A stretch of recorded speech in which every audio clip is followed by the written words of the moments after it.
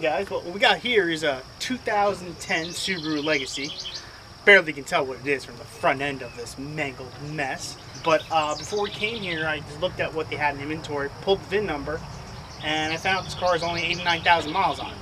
So I decided to come here and pull the back hubs so I have good bearings for my Subaru out back at home.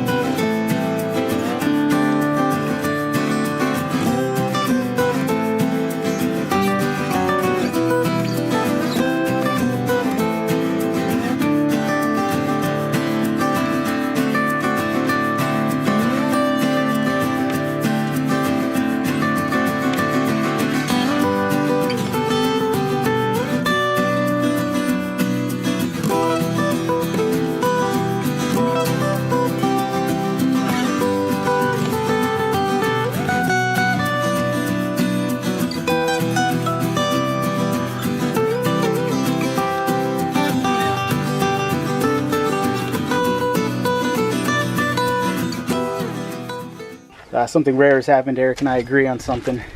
We both agree that by far these are the nicest Cherokee rims they ever made. Alright, Cherokee guys, who can tell me what's up with these headrests? They look pretty awesome.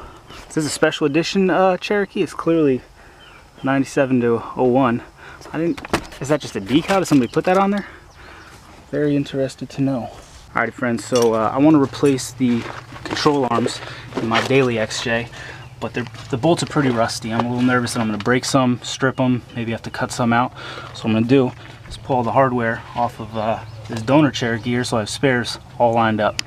The leaf spring's got a hell of a bow on it. That might have something to do with it. Safe to say this Cherokee did not stand a chance. Somebody was definitely taking care of this Jeep. We got some brand new wheel bearings. See, it's got, I don't know if you can tell, brand new U-joints. Here you go, you can see it's nice and shiny. Got some lift springs in here. We're debating pulling these right now. These are probably about 2-inch lift springs that would work in Cherokee, XJ, ZJ, TJ.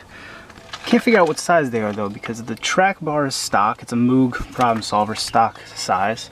Control arms are stock size. So either this guy had incredibly screwed up geometry, or this is just a 2-inch.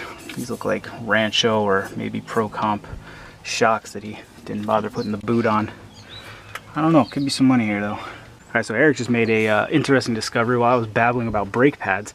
This XJ has an aftermarket E-fan. Looks like it's got all the electronics, so I'm going to follow this, figure out if this is a kit or what, and what I have to do to take home this E-fan. Alright, so here's what we're looking at. Unfortunately, the wires pulled out of the center of the fan motor. It would be fixable, but I don't know if it's worth it.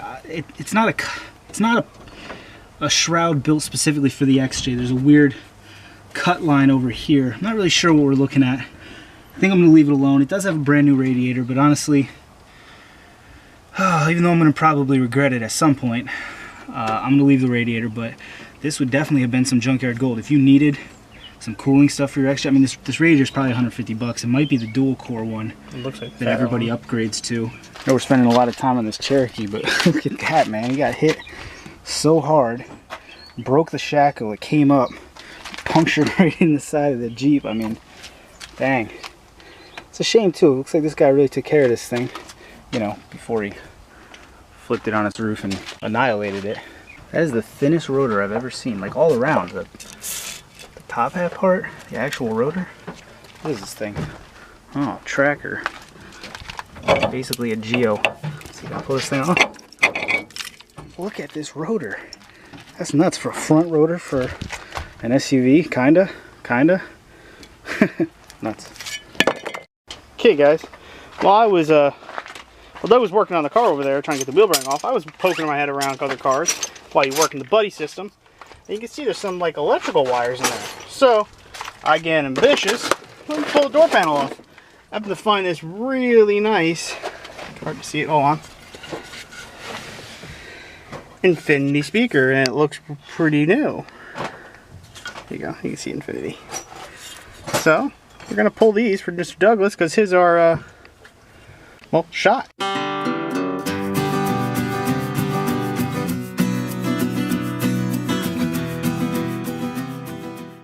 You got some Pioneers back here. The front are the nice ones. So this one has some Pioneers. Still pretty good, pretty nice ones. Alright, just a quick day at the junkyard. We got I bought some speakers. I usually buy speakers at the junkyard, but this old Cherokee could use some upgrades. These 20-year-old stock speakers are, well, they sound like garbage. So these things are $4.50 a piece. Got a whole set for the whole Jeep. It's gonna be pretty nice. I got $5 worth of hardware for my control arms, just in case I break something. They are a little crusty and rusty under there, so it's gonna give me a little peace of mind knowing I have some spares digging into that project. Eric, what'd you get? I got the whole bearing spindle assembly. That cost me about $38. They did charge me the backing plate. Last time I was here, they didn't charge me for it. It's all in the person you get, the cash register. But I guess got 6 bolts to put it back in, and it saves me a lot of time than trying to actually fight with that bearing pop out.